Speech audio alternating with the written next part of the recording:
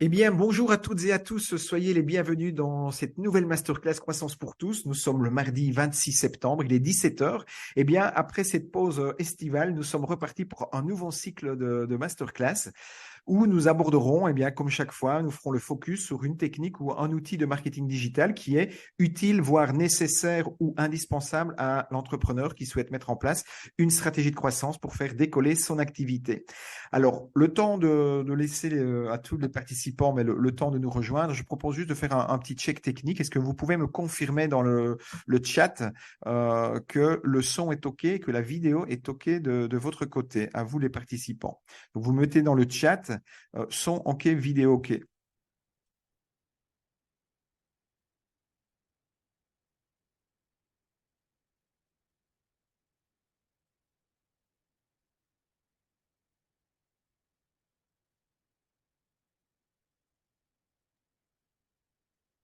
J'ai vu Laurent, j'ai vu quelqu'un qui l'a mis dans les questions-réponses. Donc, a priori, c'est bon pour Claude. Oui, donc Claude confirme que c'est bon. Le chat, en fait, c'est la petite boîte en fait qui s'appelle Q&R, effectivement, pour questions-réponses. C'est comme ça que ça s'appelle dans l'interface Zoom. Donc voilà, vous pouvez interagir et c'est également dans ce chat-là, donc Q&R, que vous pourrez poser toutes vos questions à Alexandra. Alors, Eric me confirme que c'est bon. Merci Eric. Ouais, discuter ensemble n'est pas fonctionnel, bien sûr. C'est le Q&R, c'est le seul chat qui est activé lors des masterclass. C'est la configuration Zoom qui est ainsi faite. D'accord? Alors, je vais partager mon écran le temps de vous faire une petite présentation rapide de Croissance pour tous pour les personnes qui participent pour la première fois à une masterclass Croissance pour tous et qui ne connaissent pas le programme. Alors, je vais la faire courte, hein. J'ai des slides, je peux la faire longue, mais je vous assure, je vais la faire, je vais la faire courte. Alors, je vais vous partager l'écran immédiatement. Voilà, et je vais me mettre en mode plein écran. Voilà. Donc en fait, simplement pour vous expliquer que les masterclass en fait font partie d'un programme d'accompagnement pour les entrepreneurs, pour les aider à mettre en place leur stratégie de croissance. Ce programme d'accompagnement, en fait, c'est un package qui comprend différentes choses. Il y a bien sûr les masterclass qui ont lieu tous les mardis, mais à côté des masterclass, il y a avant tout une formation en ligne qui est disponible donc dans un espace de formation sécurisé et personnel. Il y a des sessions de coaching de groupe qui ont lieu tous les lundis. Il y a des sessions de coaching individuelles qui ont lieu tous les mercredis. Il y a des bibliothèques de documents, une boîte à outils, un club croissance pour tous, etc. Je ne vais pas rentrer dans les détails maintenant, mais si jamais vous êtes intéressé par, vous êtes concerné par la problématique de mettre en place une stratégie de croissance, n'hésitez pas à revenir vers moi après la masterclass ou dans les prochains jours pour qu'on puisse convenir d'une petite visio et que je puisse vous expliquer beaucoup plus en détail comment on peut vous accompagner sur cette problématique-là et répondre à toutes les questions que vous auriez éventuellement par rapport au programme Croissance pour tous. Alors, je passe très vite sur les différentes composantes pour arriver directement à la présentation de la thématique du jour, puisque chaque mardi, il y a une masterclass, mais chaque mardi, la thématique de la masterclass, elle change, elle est spécifique. OK? Alors, je vais y arriver.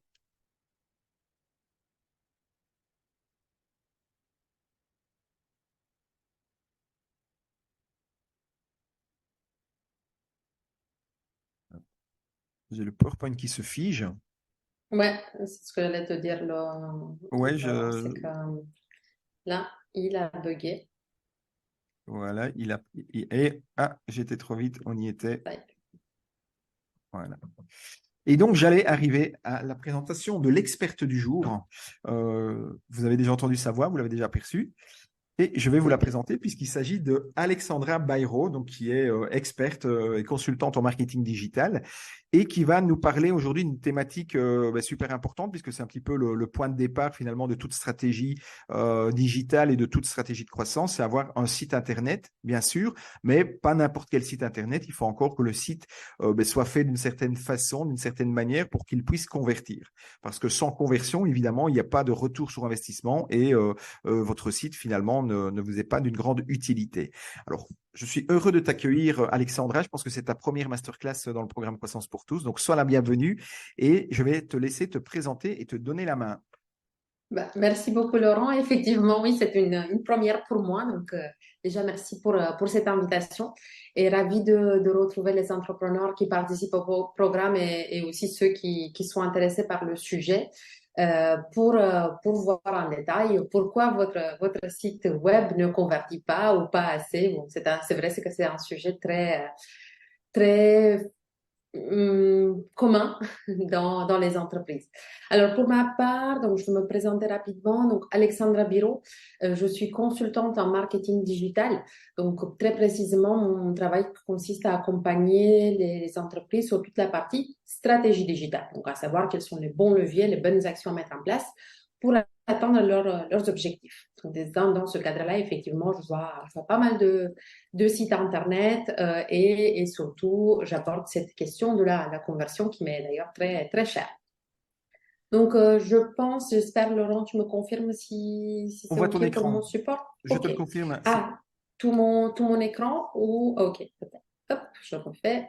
C'est parfait. Voilà, c'est parti. Voilà, c'est parti. Et donc, je vous disais, Alexandra Biro, je vais mettre à la disposition de Laurent la présentation. Donc, je pense que vous allez la retrouver. Il y a mes coordonnées, donc vous pouvez me retrouver très facilement sur LinkedIn. Et on va attaquer le sujet pour rester dans l'heure que Laurent nous a réservé ensemble. Alors, premier point que j'aimerais aborder avec vous, c'est OK, on parle de la conversion, mais c'est quoi concrètement et comment on la calcule, parce que c'est quand même un indicateur à calculer. Ensuite, ben, on va se concentrer sur ces cinq raisons que je vais mettre en avant et qui pourraient expliquer le manque ou la conversion très faible sur votre site. Et je vais vous montrer également des exemples des sites qui convertissent. Laurent, pour des questions, on avait dit que bah, soit vous les posez en live au moment où j'aborde le sujet ou à la fin. Oui, Comment... tout à fait. En fait, j'invite tous les participants à poser leurs questions directement dans le chat qui s'appelle Q&R au niveau de leur interface Zoom. Et moi, je vais relayer les questions soit en temps réel si c'est pertinent par rapport à ce que tu es en train de partager, ou de toute façon, elles seront systématiquement abordées en fin de présentation lors de la session Q&R, quoi. Ok, parfait. Donc, en tout cas, n'hésitez pas. L'idée, c'est de répondre à vos questions directement. Donc, si il n'y a pas de questions bêtes, je pense que c'est l'occasion d'avoir une réponse lors de cette heure qu'on va passer ensemble. Alors, déjà, le focus sur le taux de conversion. Donc, je ne sais pas si c'est quelque chose qui vous parle, mais le taux de conversion, donc, c'est un indicateur qu'on calcule habituellement quand on est sur un site e-commerce, donc dans la vente en ligne, mais il est aussi pertinent lorsque vous avez un site vitrine et vous avez un autre type d'objectif. Donc, concrètement, comment on calcule cet indicateur? On va juste faire le ratio entre le nombre de commandes. Donc, si je prends un site e-commerce, je regarde combien de ventes j'ai réalisées par mois. Hein. Souvent, on le fait sur des périodes de minimum un mois ou même on peut faire sur sur un trimestre, sur un an. Donc, le nombre de commandes rapporté au nombre de visites au-delà de sessions. Hein. C'est un indicateur qu'on retrouve souvent dans les outils de suivi, de tracking, de trafic du site. Donc là, imaginons que j'ai eu 50 000 personnes qui sont venues sur mon site. J'ai eu 1000 commandes passées par ces 50 000 personnes, ce qui fait que j'ai un taux de conversion de 0,02, si je parle en pourcentage, de 2%. Donc, c'est ainsi que je vais pouvoir dire, OK, ben mon site, il convertit à 1%, 2%, 5%. Ce qu'il faut savoir, c'est que dans la vente en ligne, en tout cas en France, je ne sais pas si vous êtes plutôt du côté français, luxembourgeois ou belge. En France, on a des statistiques au niveau national et donc la FEVAD, la Fédération nationale de vente en ligne, va nous donner des statistiques chaque année et la moyenne, tout site e-commerce confondu, c'est dans les 2%. Donc, ça voudrait dire que sur 100 visites sur votre site, il y a seulement 2 personnes qui vont passer à l'acte d'achat. Donc, il y a du travail pour faire en sorte que ça soit le plus possible. Mais si vous êtes dans les 2%, vous n'êtes pas trop mal. Bon, comment ça s'explique? Je ne vais pas rentrer trop dans les détails, mais globalement, il y a des gens qui viennent pour seulement se renseigner, et ils vont convertir la prochaine fois. Il y en a d'autres qui cherchaient un produit et vous l'avez pas, ou ils vont acheter chez le concurrent, ou ils vont acheter finalement dans une enseigne physique. Donc, c'est comme ça qu'on explique tous les 98 personnes, visites surtout, qui n'ont pas abouti à une conversion. Oui. Donc ça, c'est... Oui. oui. Ce qu'on peut peut-être aussi déjà préciser à ce stade-ci, Alexandra, c'est que là, tu donnes l'exemple pour un site e-commerce, mais même si vous avez un site web qui n'est pas un site e-commerce, ce qui est le cas de beaucoup d'entrepreneurs, vous devez quand même définir un objectif de conversion, que ce soit en termes de lead generation, que ce soit en termes de web to store, donc faire venir les gens dans votre point de vente, peu importe.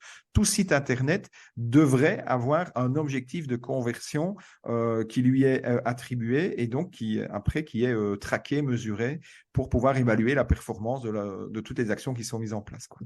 Exactement, très, très juste. Donc, c'est pour ça que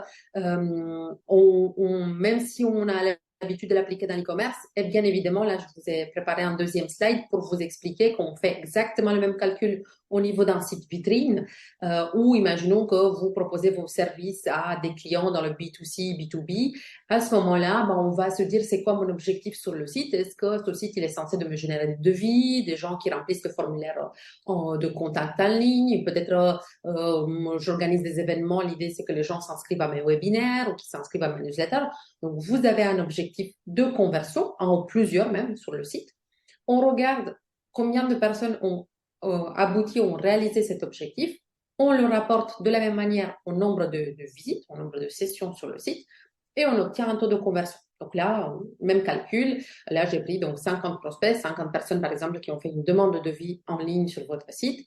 Sur 1000 visites, ça ferait 5% de taux de conversion. Donc, globalement aussi, je le précise, sur les sites vitrines, on a des taux de conversion supérieurs à un site e-commerce.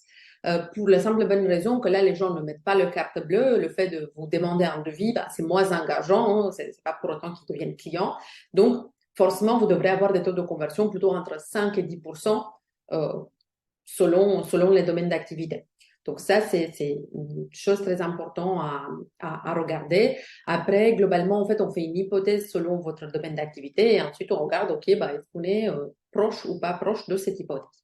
Donc, en tout cas, quand je vais parler à partir de maintenant de taux de conversion ou de conversion, en fait, j'ai en tête cet indicateur, me dire comment je fais en sorte que sur l'ensemble de mes visites, j'ai plus de personnes qui passent à l'action, que ce soit pour me contacter, si il s'agit de prospects, ou pour acheter s'il s'agit d'un site e-commerce. C'est clair pour vous? Souvent, je ne sais pas si tout le monde aime les maths, mais c'est pas le truc le plus compliqué à calculer.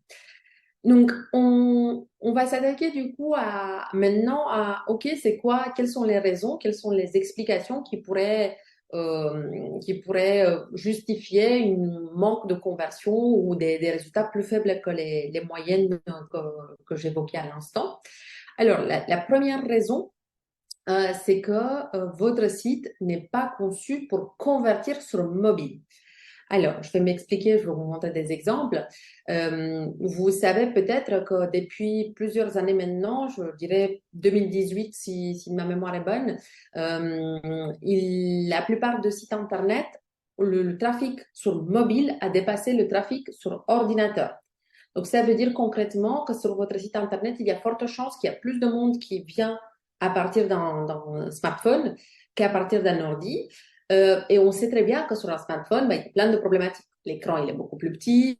Parfois, les éléments ne s'affichent pas correctement. Le bouton, il n'est pas assez gros. Il y a le chatbot, le chat qui s'affiche au-dessous du bouton. Et en fait, on ne peut pas passer à l'étape suivante.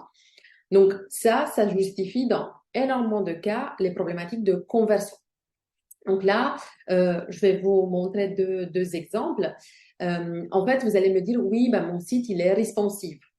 Au sens où, oui, il s'adapte bien sur mobile. Aujourd'hui, c'est sûr qu'on ne retrouve plus des sites où il faut zoomer, dézoomer pour voir les éléments. J'espère que ça n'existe plus.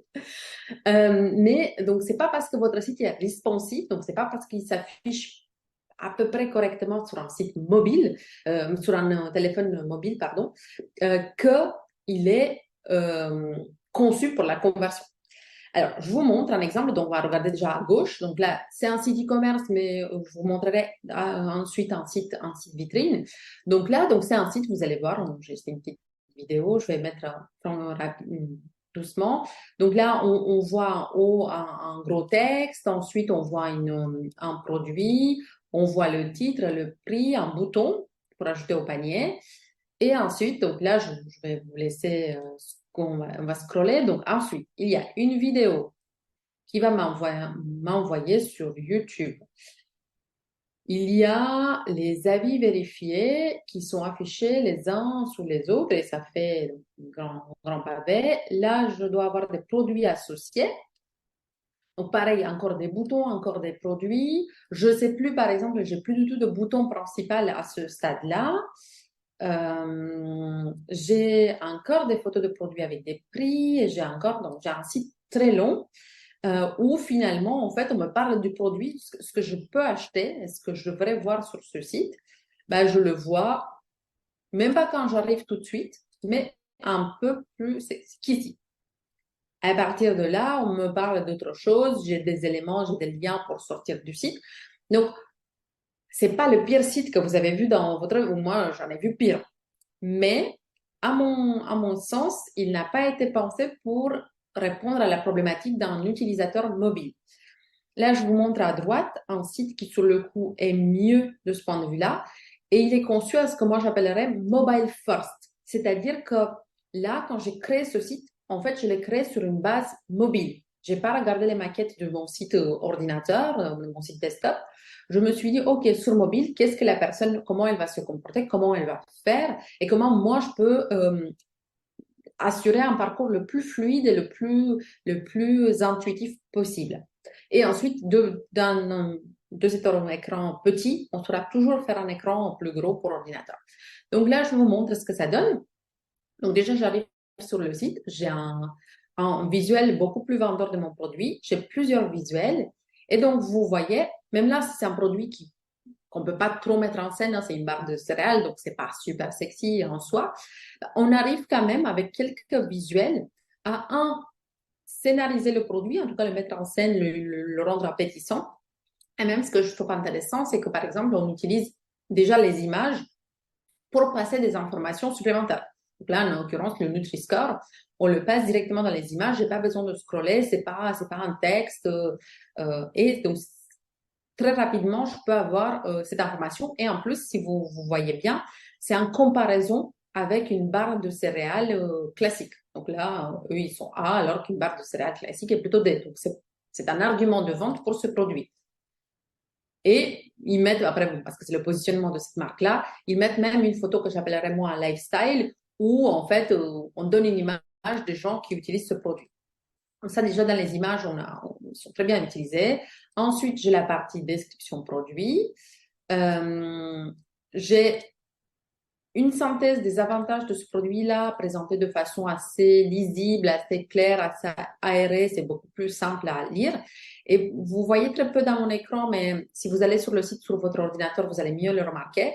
À partir d'à peu près là, donc je n'ai pas beaucoup scrollé, j'ai déjà une zone qui va devenir statique en bas de mon écran du smartphone, sur lequel c'est écrit pomme. En tout cas, on me rappelle le nom du produit et un bouton acheter. Donc, ce qui fait que si, imaginons là, je me suis dit, ah oui, ok, c'est parfait, ça répond à mes attentes. Je peux ajouter le produit au panier. Je n'ai pas besoin de scroller et revenir tout en haut de mon écran pour passer à l'action. Ensuite, on m'explique, on me donne plus de détails sur le produit. Et ça, c'est une partie très intéressante, la partie FAQ. En fait, on s'est dit, OK, j'ai expliqué à mon client en quoi mon produit il est intéressant, il répond à ses attentes, etc. Mais si jamais il est passé à côté de cette information-là, je vais revenir de façon synthétique et mettre en avant mes principaux arguments. Alors, est-ce que c'est le genre de produit que j'utilise dans le cadre d'un régime hyperprotéiné? Quand il faut consommer? En fait, si les gens sont arrivés jusqu'à là, je m'assure que je puisse encore leur donner des arguments pour devenir client. Et donc, ça, c'est très bien fait avec les accordéons. Et lorsque je mets en avant des produits associés, justement, la présentation elle est très différente de mon produit principal. elle est beaucoup plus compacte, donc je ne fais pas de confusion entre mon produit principal et ce type de produit. Et pour la partie avis client, une approche très ergonomique également, le fait de pouvoir scroller de droite à gauche. Donc, mais, contrairement à mon premier exemple où les avis, ça allongeait la page, on avait au moins deux, trois scrolls assez longs pour pouvoir pour lire tous les avis. Là, et même, ils n'étaient pas très mis en avant, hein, si je reviens. C'était plutôt une zone un peu grise, pas très lisible. Ben là, clairement, on voit la différence. On voit tout de suite les étoiles, on voit les titres et on voit les avis des personnes par rapport à ce type de produit. Et donc, la page, elle n'est pas, et donc, si je clique dessus, il se voit en plus gros. La page, elle n'est pas extrêmement longue. Donc, justement, en fait, l'idée, c'est de se dire, OK, comment je conçois un site qui est pensé pour un usage mobile, pour mon utilisateur, pour plutôt lui faciliter le chemin que lui mettre des contraintes. Donc, tout ça pour vous dire sur cette première erreur, ce qu'il faut retenir, c'est qu'il faut concevoir vos sites. Si demain vous refaites votre site internet ou si vous êtes en phase de création, pensez mobile. L'enjeu, il est là. Donc, commencez par travailler avec votre prestataire, avec votre agence sur la version, sur la maquette mobile de votre site, parce que c'est là où il y a des vraies questions et problématiques à aborder. Donc, sur ce point, j'espère que c'est quelque chose que vous avez pris en compte. Je vous prends un exemple d'un site vitrine également, comme ça on voit ce que ça peut donner. Donc là, pareil, on a à gauche un site responsive, hein, c'est pas le problème, où donc j'ai un texte, j'ai deux boutons, j'ai deux call to action tout de suite en haut, un blanc, un vert, lequel il est plus important, on ne sait pas trop, c'est pas très intuitif que ce soit un bouton. Et surtout, donc là, vous allez voir, si je descends, j'ai 1, 2, 3, 4. Pour l'instant, 4 boutons qui m'envoient ailleurs que sur la formation qu'on est en train de me présenter. Ensuite, j'ai un 5e bouton qui m'envoie encore ailleurs. Des textes. Pas très digeste. On sait que les gens ne lisent plus beaucoup de textes aujourd'hui. Donc là, franchement, encore une fois, c'est pas catastrophique, hein. Il y a beaucoup, il y a pire. Mais là, franchement, c'est pas terrible. Parce que pareil, j'ai des onglets. Là, typiquement, franchement, si c'est conçu pour mobile, moi, je veux bien savoir qu'est-ce qu'ils avaient en tête. Parce que clairement, ça, c'est une navigation ordinateur. Et on a ajusté ça à une interface mobile. Télécharger la fiche PDF. En fait, quand on fait une page qui doit convertir, on fait ce qu'on appelle une landing page. Donc, en fait, on va se dire, OK, comment je prends la personne par la main, comment je l'accompagne tout simplement pour arriver à mon objectif. Mon objectif étant qu'elle laisse ses coordonnées, qu'elle s'inscrit, qu'elle paye à la fin. Mais en tout cas, je ne lui donne pas de raison et d'occasion de sortir de ma page. Donc là, vous allez avoir la droite. Donc, je plie chaque fois la même thématique, hein, ou même genre de thématique. Donc là, pareil, je vous vends une formation. Ben là, je vous pose déjà la question, quelle est votre situation professionnelle? Je ne vais pas vous expliquer comment vous allez financer la formation, si vous êtes un salarié. Je ne vais pas vous donner les recommandations par rapport à un demandeur d'emploi. Donc là, vous allez voir la page présentation beaucoup plus facile à comprendre, quelques avis clients. Il y a 2 boutons, certes, mais il y a un qui ressort. Là, si je devrais critiquer, j'aurais dit que le bouton se faire rappeler, il n'est pas assez gros. Il devrait être la même taille au minimum que télécharger le programme. Et donc, j'ai un rappel de ce call to action. Je l'ai quand même plusieurs fois dans la page, ce qui me permet de passer à l'action, peu importe l'endroit où je me retrouve dans cette page. Donc, vous voyez, c'est quand même un travail assez important, hein. Parfois, c'est facile à dire, c'est plus compliqué à faire.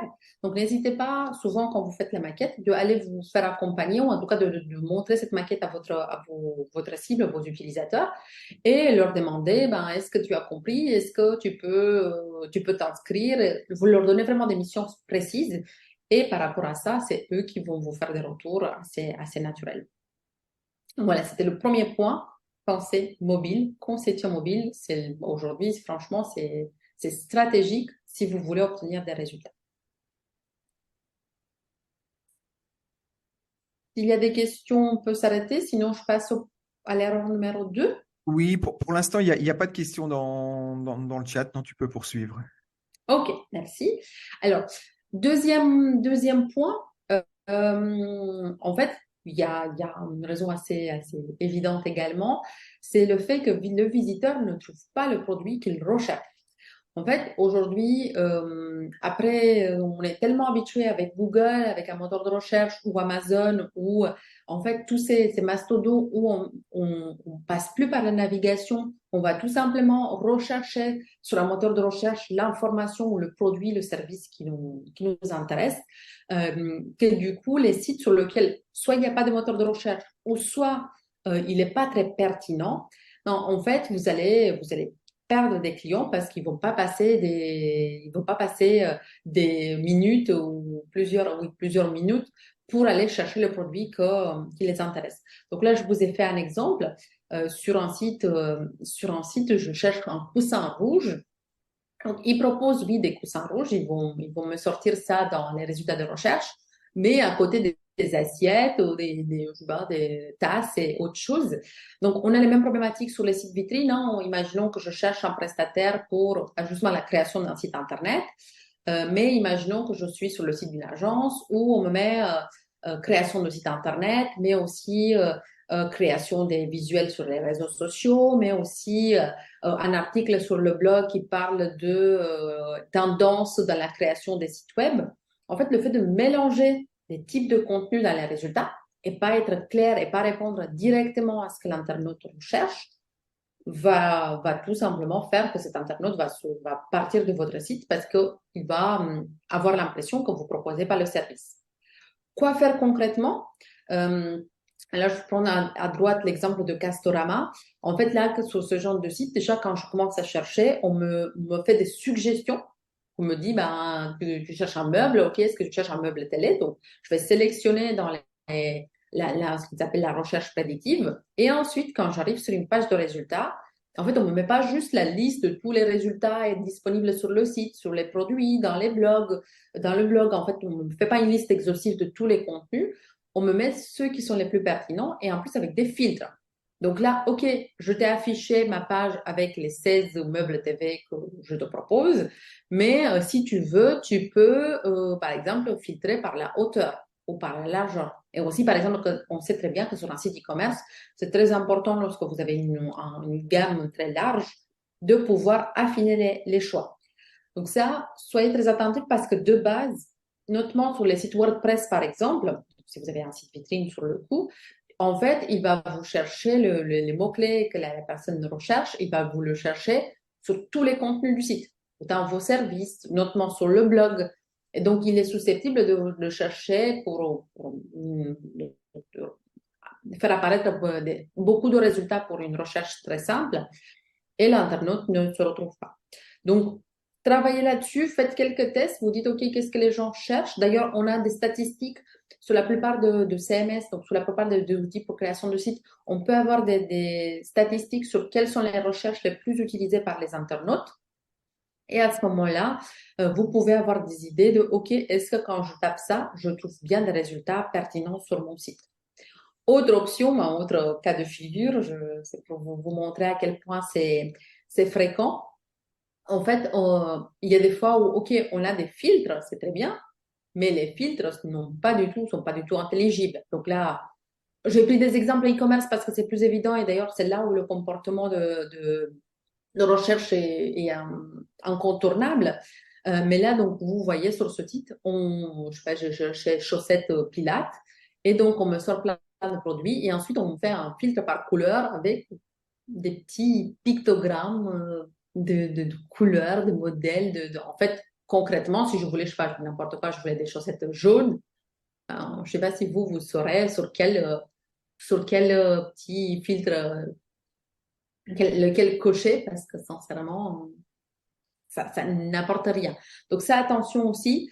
Assurez-vous que grâce aux aides, à l'accompagnement que vous allez faire dans la partie recherche, ça sert à quelque chose. Ça sert à rien de rajouter des filtres pour rajouter des filtres. S'ils sont pertinents, s'ils sont dans le sens de ce que la personne recherche, c'est parfait.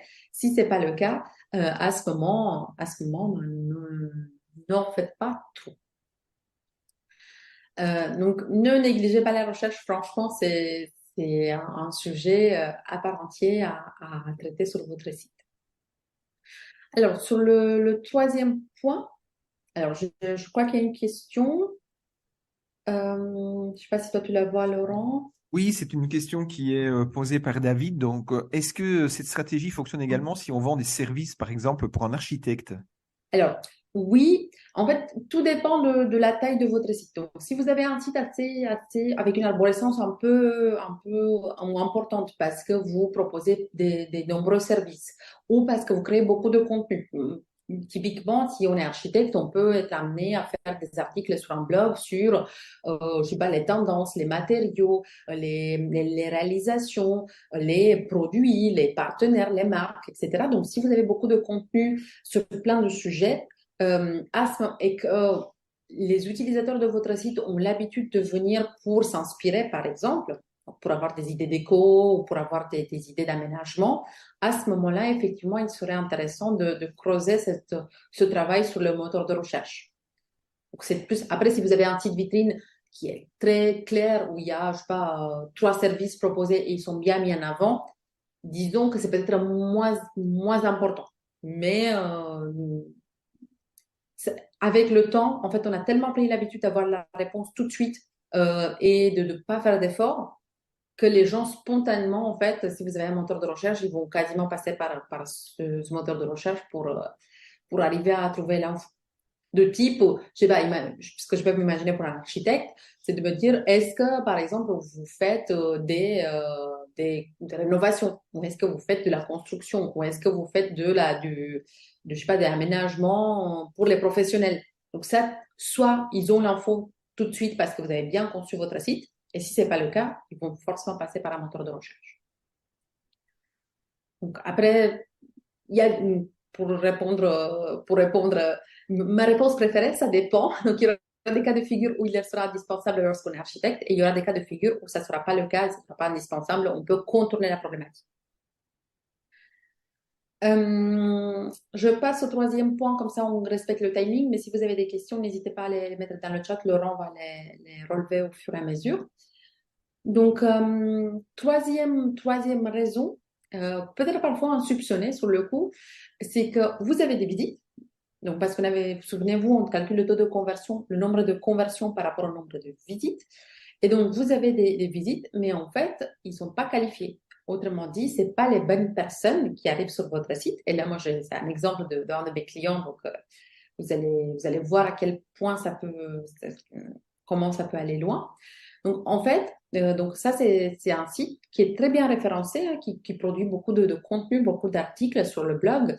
C'est dans le domaine du vitrage. Donc, ils font de la vente en ligne de vitrage sur mesure. Et donc, ils sont très bien référencés sur plein de mots-clés. Et donc, ils ont écrit, par exemple, un article sur comment enlever, je sais pas, des astuces pour enlever le calcaire sur une vitre. D'accord? Et ils ont fait un deuxième article, calculer le poids d'un vitrage. Donc, c'est des articles c'est des vraies statistiques, en fait, qui génèrent énormément de trafic. Hein, donc, si on regarde dans le trafic de ce site, ils ont à peu près 50 000 visites par mois. Donc, c'est pas rien. Et c'est grâce au référencement naturel. Par contre, là, si je vous fais le calcul, en fait, il y a 5 000 visites, plus de 5 000 visites qui viennent sur ces deux articles-là, sur ces deux thématiques, comment enlever le calcaire d'un vitre et comment calculer le poids d'un vitrage. Bah, oui, il y a beaucoup de monde, certes, mais en fait, c'est pas du tout des gens qui vont acheter une vitre en ligne. C'est pas parce que je cherche comment enlever le calcaire sur une vitre que je vais demain acheter ce type de produit. Donc là, c'était une erreur de casting, hein, une erreur de thématique. On s'est dit, bah, OK, on veut caser vitre, vitrage, c'est des mots-clés. Donc, on a cherché des thématiques connexes. Hein, là, on va dire sur le fond, c'est pas mauvais. Hein, mais attention aux thématiques et attention aux sujets qui génèrent du trafic sur votre site parce qu'il se peut qu'ils sont trop éloigné de votre produit, de votre service, et vous allez dire, bah oui, tiens, regarde, j'ai 10 000 visites par mois, c'est génial, ce qui n'est pas déjà mince à faire. Mais si sur les 10 000 visites, il y a 30%, 50% des gens qui ne risquent pas de convertir parce que c'est pas du tout dans leur préoccupation de faire appel à vos services, votre taux de conversion sera très faible parce que vous avez beaucoup de trafic, peu de conversion. Donc là, pour reprendre l'exemple de David, sur des sites d'architectes, on pourrait avoir typiquement un article de type ou un contenu de type les tendances, je sais pas, de décoration 2023. Vous allez avoir énormément de trafic, c'est le genre de truc qui marche très bien, qui se référence facilement et qui va vous donner de la visibilité et des visites. Mais c'est pas parce que je cherche les tendances je sais pas, design 2023 que je suis susceptible de faire un appel à un architecte d'intérieur ou un architecte tout court. Donc ça, faites attention parce qu'on peut avoir, encore une fois, des visites, beaucoup en quantité, mais peu qualitatif par rapport à la cible. Et donc là, on s'est amusé, on s'est dit, allez, bon, vu le nombre de visites, on va quand même regarder. Donc on a regardé sur un an les visites provenant de ces deux articles-là, il y a eu zéro conversion. Donc, autant vous dire, on a eu des dizaines de milliers de visites sur le site qui qui nous rapportent rien de particulier parce qu'un site, oui, c'est bien de voir du trafic, mais ce qui nous intéresse, c'est plutôt la conversion. Donc, faites attention, c'est notamment au niveau de votre référencement naturel, donc de votre SEO, de traiter les bons sujets, les sujets qui vont attirer les bons prospects. Je passe à l'erreur numéro 4. En fait, on voit ça également souvent sur les sites. Les sites sont très statiques. Vous avez fait votre site internet, c'est génial, et maintenant, vous attendez que les gens viennent et qu'ils convertissent. Ben, malheureusement, ça se passe pas comme ça. Et donc là, une des raisons, ça va être votre absence de politique commerciale. Donc, en fait, on peut avoir des sites, ben, si je prends celui à droite, qui sont très statiques. En fait, il ne se passe rien. Ils ont créé le site, entre la création et 6 mois après, un an après, longtemps. En fait, il n'y a pas du tout d'animation, il n'y a pas du tout de promotion de certains services, mise en avant, valorisation. On n'a pas le côté commerçant qu'on peut retrouver dans un magasin où on va même dans, je sais pas, je prends les assurances, d'accord? Pour pas prendre tout le temps des exemples e-commerce. Imaginons dans les assurances, bah, quand vous passez devant une agence, je sais pas, AXA, vous avez quand même, à un moment donné, on vous parle de l'assurance vie. Ensuite, on vous parle de la retraite. Ensuite, on vous dit, bah, en ce moment, on fait, je sais pas, si vous regroupez vos contrats, vous avez 10% de réduction ou par année, ou je sais pas. En tout cas, ils ont quand même une forme de calendrier commercial des sujets, des thématiques, des façons de se démarquer de leurs concurrents qui font en sorte que les gens bah, viennent chez eux et ils ne vont pas aller chez un confrère. Donc ça, il faut que ça se traduise également sur votre site Internet. Donc réfléchissez, même si vous n'êtes pas dans la vente en ligne, comment animer votre stratégie commerciale. Je pense que Laurent vous parle certainement dans le programme de ce sujet-là, à un moment donné, comment inciter les gens à passer à l'action, aussi comment se différencier des concurrents. Et ça peut passer par une mise en avant sur votre site Internet. Donc, qu'est-ce que j'entends par action commerciale? Je vous ai donné quelques exemples dans la partie site vitrine. Sur les sites e-commerce, pareil.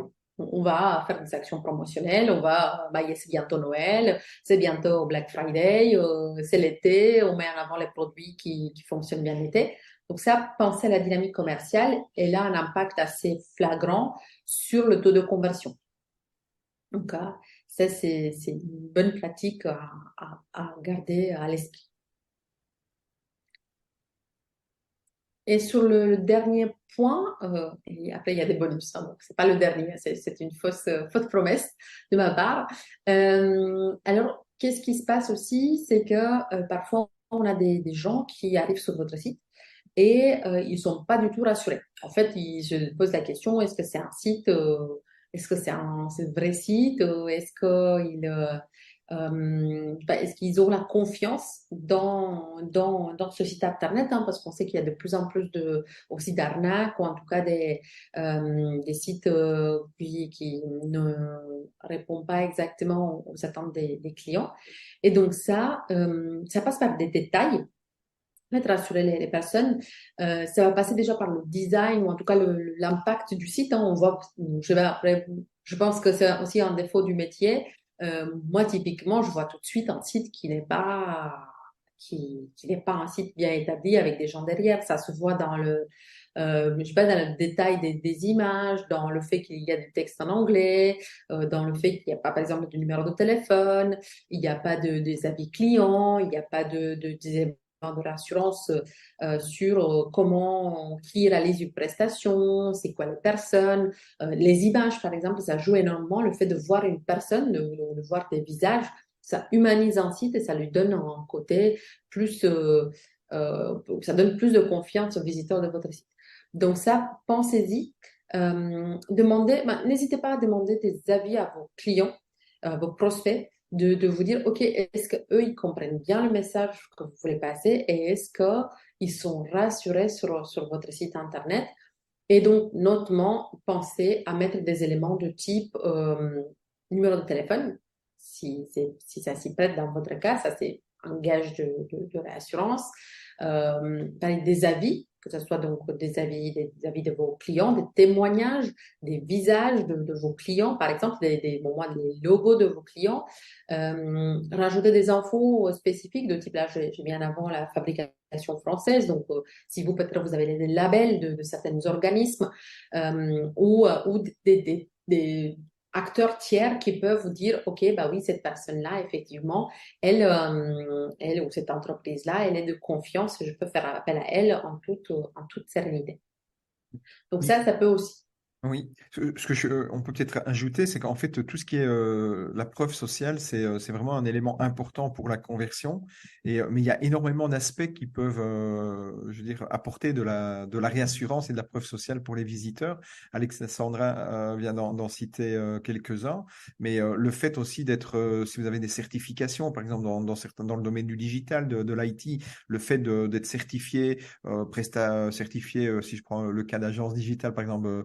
HubSpot, Google, Facebook, Partners, des choses comme ça. Ça aussi, c'est de la conscience sociale qui amène de la rassurance et qui va impacter derrière le taux de conversion.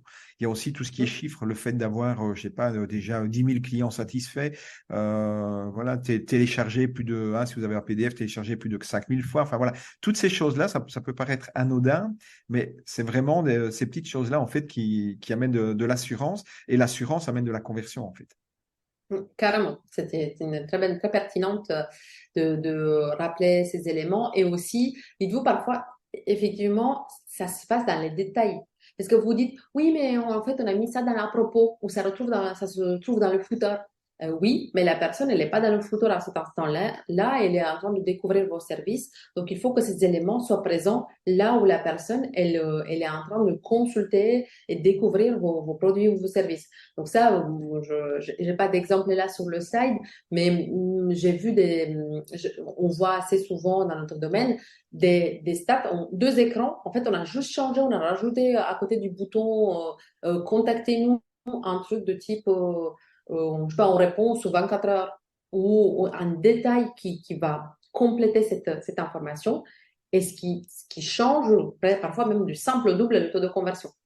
Donc, ne sous-estimez pas le fait de mettre la bonne information au bon moment, parce que c'est ça qui va jouer de façon très, très impactante sur la conversion. Et donc, je vous disais que j'ai 5 raisons. En fait, j'ai un peu menti parce que j'en ai rajouté plein. Il n'y a pas que 5. Donc, je vous ai fait une liste un peu complémentaire qui pourrait potentiellement aussi expliquer donc, pourquoi votre site ne convertit pas. On a parlé tout à l'heure du fait qu'il n'y a pas assez de trafic, pardon, que le trafic qui vient n'est pas assez qualifié. On peut parfois commencer par la base. On n'a pas assez de trafic, hein. Si vous avez 10 visites, je vous disais que c'est 2% de taux de conversion. Bah, en dessous des 100 visites, peu de chances que vous allez avoir de la conversion. Donc, ça, il y a plein d'actions à mettre en place pour faire venir du monde. Il y a des problématiques parfois de technique ou même de lenteur. Hein. On sait qu'aujourd'hui, au-delà de 4 secondes, les gens partent dans le site Internet. Hein, ils passent en moyenne 8 secondes sur la page d'accueil. Donc, ils se décident très, très vite si votre site est pertinent ou pas, s'il répond à leurs attentes. Et s'il est lent, les gens viennent et ils repartent assez rapidement. Il peut y avoir aussi des problématiques techniques de type, par exemple, sur mobile, on ne peut pas cliquer sur le bouton parce que sur certains téléphones, parce que sur certains types de navigateurs ou certaines, ça marche bien sur iOS, donc sur Apple, mais ça ne marche pas sur Android ou vice-versa. Donc ça, regardez, on a des statistiques avec Google Analytics qui vous permettent de dire, OK, si j'ai une conversion, je sais pas, 2 fois, 3 fois inférieure par rapport à la moyenne sur un certain type d'appareil, il y a forte chance qu'il y ait un problème technique que sur cet appareil-là. Si on est dans certains tunnels de commande, imaginons que vous voulez, je sais pas, les gens doivent s'inscrire à un événement et vous faites un long formulaire long comme le bras où vous leur demandez leur nom, leur date de naissance, confirmer l'email, à rajouter, je sais pas, le numéro de téléphone, etc. Plus vous rajoutez des champs et plus vous rajoutez de la complexité, plus il y a un risque que les gens ne finissent pas le processus. Parfois, on a parlé tout à l'heure qu'il manque des éléments de réassurance, mais il peut y avoir une manque d'informations essentielles par rapport à votre produit ou votre service, de type, vous n'avez pas dit s'il y a une garantie, vous n'avez pas dit dans combien de temps le produit ou le service va être livré. Donc, ça, c'est assez important. Pour une prestation, comment elle se passe concrètement? OK, je fais appel à un plombier, très bien, mais il vient à combien de temps? Ça dure combien de temps? Combien ça me coûte? Est-ce que le déplacement est payant? Il y a plein d'infos dont j'aurais besoin pour décider si j'ai envie de vous contacter ou pas. De la vente en ligne, quand il y a des frais de livraison, des délais de livraison, c'est des points de friction également. Et parfois, ça, c'est souvent dur à entendre pour les entreprises, mais ça arrive aussi très souvent. Votre produit ou votre service ne répond pas vraiment ou pas bien, pas de façon pertinente aux attentes de vos clients. Concrètement, si vous vendez les mêmes aspirateurs que sur Amazon, et si c'est 3 fois moins cher sur Amazon, concrètement, il y a peu de chances que les gens viennent chez vous. Donc ça, c'est un sujet. Assurez-vous qu'on comprenne bien votre offre, qu'elle a une valeur ajoutée par rapport à la concurrence, qu'elle est comprise et que les gens, il y a une raison assez évidente pour laquelle j'ai envie de travailler, de faire appel à vous et pas à un concurrent. Donc ça, pareil, je pense que la première étape quand on se lance dans l'entrepreneuriat, c'est de travailler sur cette proposition de valeur et être suffisamment différent et pertinent par rapport à la concurrence. Donc ça, c'était sur les différents points qui pourraient expliquer votre conversion qui n'est pas à la hauteur de vos attentes. Je vais vous montrer quelques exemples. Je voulais peut-être revenir aussi sur le premier point là, dans la liste bonus. Là, tu parlais de la quantité de trafic. Tu as donné au début un ratio pour les sites e-commerce, plus ou moins 2%. C'est une moyenne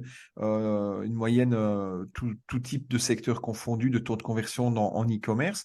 Pour vous donner une autre statistique au niveau du lead generation cette fois-ci, c'est un chiffre qui est fourni par HubSpot, qui est quand même une plateforme pionnière et leader au niveau du lead generation et de l'approche inbound marketing. Et eux, ils estiment qu'en moyenne, ils font 1000 visites sur un site pour convertir un client dans une approche de lead generation. C'est-à-dire que pour 1000 visiteurs sur le site, quand ça fonctionne bien, qu'on met en place certaines choses au niveau du marketing digital, on va avoir à peu près 2% de taux de capture, donc de taux de conversion en lead, en contact, en prospect, et que parmi ces prospects, il y aura 5% en moyenne de taux de conversion. Donc 5% de 2%, ça fait 1 pour 1000 en fait. Donc ça veut dire qu'il y a vraiment une problématique de trafic. Si vous avez un site aujourd'hui qui fait 300 visites ou 500 ou même 1000 visites par mois, et que vous avez un objectif de convertir 5 ou 10 clients en lead generation, je pense qu'il y a un souci, c'est que soit vous devez performer 10 fois mieux que la moyenne, ce qui est quand même challenging, ou soit vous devez vraiment mettre en place des grosses campagnes d'acquisition de trafic naturel, payant, réseaux réseaux sociaux, etc., quoi. Voilà, petite parenthèse, parce que tout le monde n'est pas dans le secteur, enfin dans l'e-commerce. Beaucoup sont dans le lead generation. Donc, voilà, vous voyez quand même, c'est un ratio, je pense, qui permet de se situer. Alors, c'est jamais qu'un ratio, hein, c'est pas une science exacte, mais ça permet quand même de mettre le point sur une réalité qui est la quantité de trafic. Voilà, c'est un élément important pour avoir des conversions. Alors, tu vas leur faire peur, ils vont tous partir 1 sur 1000, ça fait, ça fait quand même une sacrée ratio. Oui, c'est sûr que oui. Après, effectivement, le but du jeu, c'est plus vous arrivez à avoir des bonnes personnes et vous avez les bons messages et la bonne offre, bah, plus forcément vous gagnez des points de conversion là-dessus. Mm. Donc, c'est important. Mais oui, c'est sûr, de toute façon, c'est des statistiques qui sont réelles et qui sont bien là. Donc, il faut prendre en compte et faut pas croire qu'on claque des doigts et que du jour au lendemain, hop, on va avoir des prospects qui nous appellent parce qu'on a fait une publication sur LinkedIn. Mm. Ça se saurait si ça marche comme ça. Mm. Donc, je vais vous donner également quelques exemples, à la fois e-commerce et site vitrine. Je ne vais pas rentrer dans les détails parce qu'on n'aura pas le temps. Je préfère qu'on garde du temps pour les questions-réponses. En fait, sur la présentation, si vous cliquez, il y a des liens. Donc là, bon, c'est un peu, je vous ai mis un site un peu drôle, mais vous allez vite comprendre. En fait, donc c'est un site qui vend des bidets qui marche très bien sur le coup. Et donc, il y a plein d'éléments. En fait, c'est la façon de scénariser les produits, de mettre en avant les promotions, de faire des jeux de mots sur un lien avec le produit, de bien expliquer la démarche. Donc, je vous invite à aller regarder. C'est pareil, donc c'est un site qui vend des gummies, donc c'est des produits pour des cures de sommeil et autres, mais pareil, c'est très bien pensé. Regardez, on a des avis clients dans les photos produits avec des vrais avis. En plus, il y a 600 avis. On vous dit plus, par exemple, on vous vend pas les pots, on vous dit, bah, ça, c'est pour 3 mois, pot de cure sur 6 mois de cure. Donc, c'est hyper intelligent. Et dans les sites vitrines, oui, ben, je vous ai mis 2 exemples. Donc là, c'est l'expertcomptable.com, c'est une solution de comptabilité en ligne. Et là, en fait, vous voyez tout de suite la promesse. Le formulaire est très simple, très, très facile à remplir. Là, on vous dit exactement ce qu'on fait. On va bien vous présenter l'offre en termes de tarifs. Donc, c'est très bien fait. En gros, là, sur la page là, je me pose pas la question de qu'est-ce que j'ai à faire, qu'est-ce qu'il me propose. J'ai des éléments de réassurance externes, en plus des avis sur Trustpilot. J'ai un numéro de téléphone, je peux appeler l'équipe. Tout est pensé pour vous faire passer l'action sans réticence. Et en plus, l'argument qui tue, c'est en ligne et c'est pas cher. Et pas cher. Et c'est le meilleur expert comptable. Autant vous dire. Et donc là, c'est un autre style, mais pour ceux qui ne connaissent pas, je vous invite à jeter un œil. Donc, c'est Nina Ramen qui fait des formations en copywriting. Peut-être que vous avez déjà vu. C'est un site qui peut paraître très long sur le coup. Donc, si vous cliquez dessus, c'est un site où il y a plein d'arguments commerciaux, mais qui sont hyper bien trouvés. En fait, il y a une connaissance de la cible tellement poussée et tellement fine que les arguments et la façon de présenter son offre de bootcamp, ça parle certainement à sa cible. Et du coup, elle remplit très facilement ses événements et ses différentes offres de formation grâce à un copywriting vraiment, allez lire parce que vous allez vite voir la différence. Et donc, je vais me taire pour laisser de la place à des questions ou des compléments d'informations si besoin. Donc, Oui. la balle est dans votre camp. Mais moi, j'ai déjà quelques petites questions à te poser Ah, et j'invite les participants à poser les leurs de nouveau dans le chat Q&A là maintenant pour qu'on puisse les aborder avant la fin de la masterclass. J'avais une première question qui était comment on peut identifier les points de friction en termes de conversion au niveau d'un site web. Concrètement, comment est-ce qu'on peut s'y prendre? Tu as identifié donc les erreurs ou les pièges types à éviter avec les cinq principaux plus la liste bonus. Mais je suis entrepreneur, j'ai un site. Comment est-ce que je peux m'y prendre? Est-ce qu'il y a des outils que je peux utiliser pour ça? Enfin voilà, quelle est un petit peu la méthode à suivre pour améliorer finalement, identifier les points d'amélioration de conversion sur son site? Alors, effectivement, la base, c'est il faut des outils de tracking, hein. Donc, c'est des outils qui mesurent comment les gens se comportent sur votre site. Donc, vous avez déjà, dans un premier temps, Google Analytics, qui a pas mal changé avec le GA4, donc la dernière version, c'est devenu un peu complexe. Autant les outils, pour ceux qui connaissent, donc en fait, pour installer un Google Analytics sur votre site, vous allez sur Google Analytics, vous allez créer un compte, vous allez avoir un code, et donc un bout de code qu'il faut mettre sur votre site, et donc qui va remonter les informations dans cette plateforme Google Analytics où vous allez avoir des infos sur combien de visiteurs vous avez, sur quelle page ils passent du temps, qu'est-ce qu'ils font, de quel pays ils viennent par exemple, et combien de temps ils passent en moyenne sur chaque page typiquement. Donc, il faut mettre en place ce type de solution. Il y en a d'autres de type plausible ou Matomo parce que sur Google Analytics, il faut absolument que les gens acceptent les cookies. Donc, on a des grosses problématiques de tracking à cause de la politique RGPD. Mais donc, vous mettez en place ce type de solution. Ensuite, il y a un paramétrage à faire. Donc, justement, je vous parlais tout à l'heure des objectifs. Donc, il faut absolument que les objectifs remontent dans Google Analytics. Donc, ça, un développeur ou la personne qui a fait votre site Internet pourrait vous aider là-dessus pour bien mettre en place les petits bouts de code, par exemple, qui déclenchent une conversion lorsque quelqu'un a rempli un formulaire. Donc ça, malheureusement, c'est quand même assez technique. Moi, je ne sais pas le faire, hein. On a des gens dont c'est le travail. C'est pas compliqué non plus, mais il faut savoir toucher le code HTML du site. Donc, une fois que ça c'est en place, on a effectivement dans ces outils-là des statistiques sur, OK, est-ce que déjà j'ai du trafic? La première question. On en parlait tout à l'heure. Est-ce que j'ai des visiteurs? Si je n'ai pas de visiteurs, bah, on sait déjà d'où vient le problème. Il faut que je mette en place plus d'actions d'acquisition. Donc, j'utilise plus de leviers, le référencement naturel, payant, les réseaux sociaux, la publicité, l'emailing. J'ai plein de solutions dans le web digital, pas que, pour faire venir du monde sur le site. Ça peut être un premier problème. On le voit directement dans les volumes de trafic. Ensuite, ben, vous dites non, mais en fait, moi, j'ai du trafic, mais j'ai pas de conversion.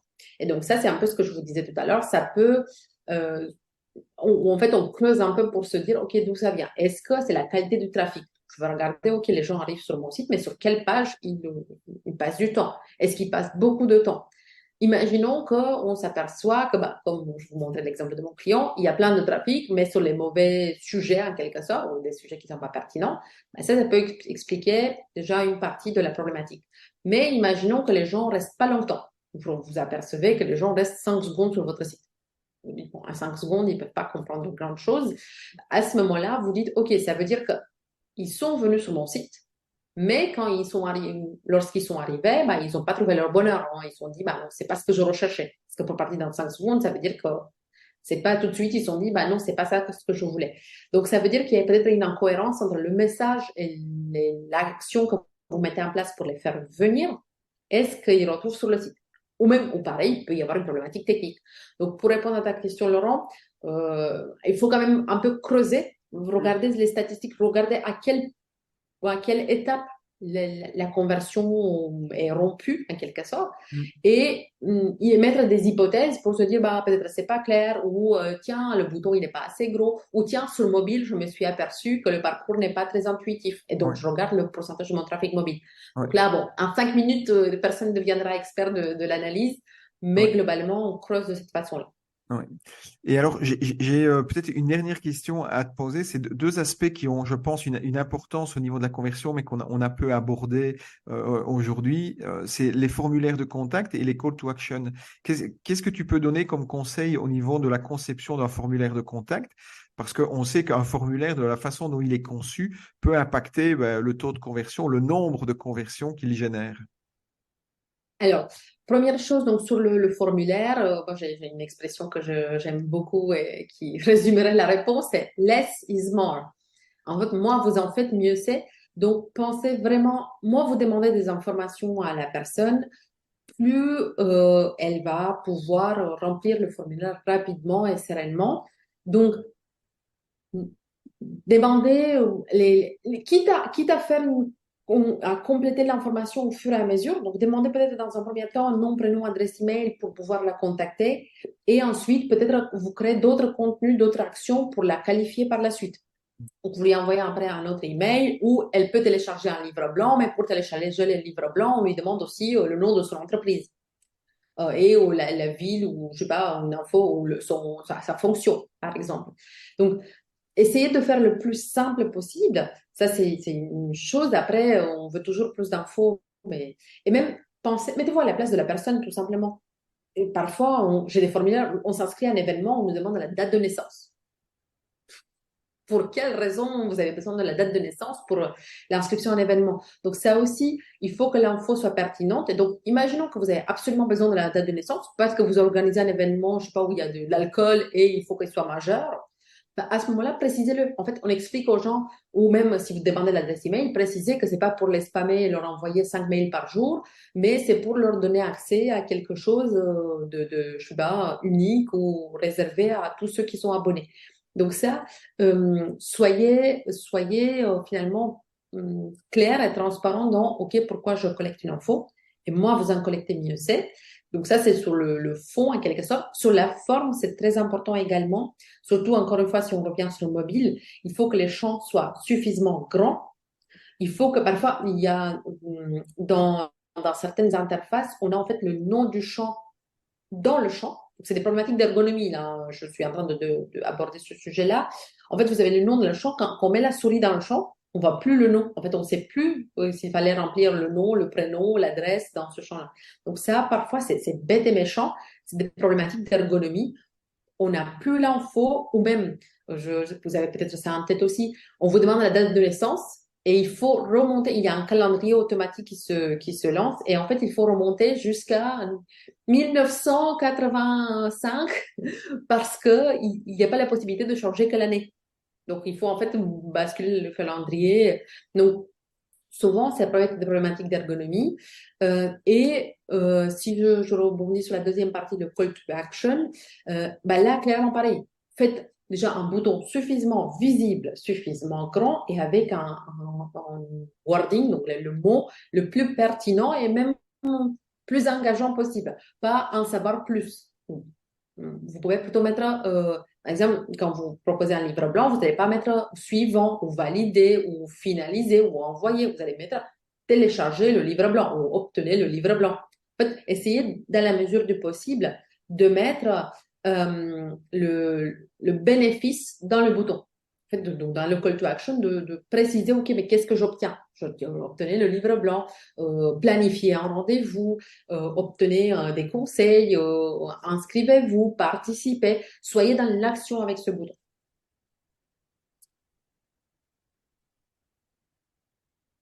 Très bien, je te remercie beaucoup, Patricia, Alexandra, pour cette masterclass. Je pense qu'il est 18h, 18h03 minutes. On est arrivé au terme de cette première masterclass. Je vous donne rendez-vous donc mardi prochain pour une prochaine masterclass qui sera consacrée, si je ne me trompe pas, j'ai plus le calendrier sous les yeux, qui sera consacré donc qui sera animé donc par Olivier et par moi-même, qui sera dédié en fait à l'intelligence artificielle, ou comment booster sa stratégie de croissance avec l'intelligence artificielle. Donc rendez-vous pour cela mardi prochain à 17h. Et puis d'ici là, je vous souhaite une très belle fin de journée et je vous dis à bientôt. Merci. Je crois qu'il y avait une question, on va faire un frustré. Ah oui, vas-y, pardon, je n'ai pas vu. Tu fais bien de réagir. Non, parce qu'il a levé la main, alors on va répondre à la question et après on va finir. Vas-y, Alexandra, tu fais Alors, bien. que conseillez-vous pour qu'on puisse faire nos personas si on nous demande presque rien? Je ne comprends pas la fin de la question. Je ne sais pas si Laurent, tu Mais vois. en fait, je pense que c'était par rapport à la longueur des questionnaires, Ah oui, d'expliquer, ah de oui. demander le moins d'informations possible. Donc, comment est-ce qu'on peut récolter de Normalement, l'information pour cerner les besoins de son persona, avoir de ok. l'information sur son profil client, quoi. Ok. Normalement, en fait, les personas, vous les faites avant de faire vos formulaires. Donc, vous devrez avoir une idée précise de votre public et de vos personnes, au moins une hypothèse de vous dire, bah, OK, je m'adresse à des gens qui veulent se former sur un tel sujet parce qu'ils sont en reconversion professionnelle, parce que je sais pas, ils sont pas satisfaits dans leur poste actuel. Donc, vous devrez avoir une compréhension de vos personas en amont. Et en fait, dans les formulaires, ce que je disais tout à l'heure, le principe, c'est de peut-être faire une collecte successive. Donc, pas tout de suite mettre tous les infos, mais commencer par nom, prénom ou adresse email. Ce qui fait qu'ils peuvent arriver dans votre base de données. Ensuite, vous leur envoyez un mail pour leur dire, bah, tiens, j'ai fait un super livre blanc sur un sujet de la formation ou de, je sais pas, de comment devenir un expert en marketing digital. Télécharge ce livre blanc et pour télécharger le livre blanc, là, je peux lui dire, bah, t'es quoi? T'es des mentors d'emploi? Est-ce que tu es en reconversion? Est-ce que tu es en poste? C'est quoi ton niveau de diplôme, par exemple? Je sais pas, n'importe quoi. C'est En fait, vous enrichissez la connaissance de votre personne, de votre prospect en l'occurrence, et du coup qui va se traduire dans des confirmations de persona hein, plutôt, au fur et à mesure. C'est ça le principe. C'est que, après, pareil, vous organisez, je sais pas, n'importe quoi, un webinaire. Pareil, lors du webinaire, vous pouvez lui poser la question de, OK, mais tu as un projet à court, moyen ou long terme. Quel est le budget pour tel type d'action? Donc, essayez d'être plutôt successif dans la collecte d'informations. Ça va être plus simple, mais ça demande des outils. Par exemple, HubSpot le fait très bien. Laurent en parlait tout à l'heure. C'est des outils qui sont faits pour et qui permettent d'enrichir et même de faire du scoring des prospects. Je sais pas si ça vous parle, un autre vaste sujet. Donc, du scoring de prospects avec des infos collectées de plein de sources et plein de successions différentes. Je vais m'arrêter là. Oui, très bien, mais merci d'avoir vu la réponse et d'y avoir répondu. Et effectivement, et puis là, c'est toute la problématique du marketing automation qu'on pourra aborder lors d'une prochaine masterclass. Mais effectivement, c'était très bien d'avoir vu cette dernière question qui m'avait échappé.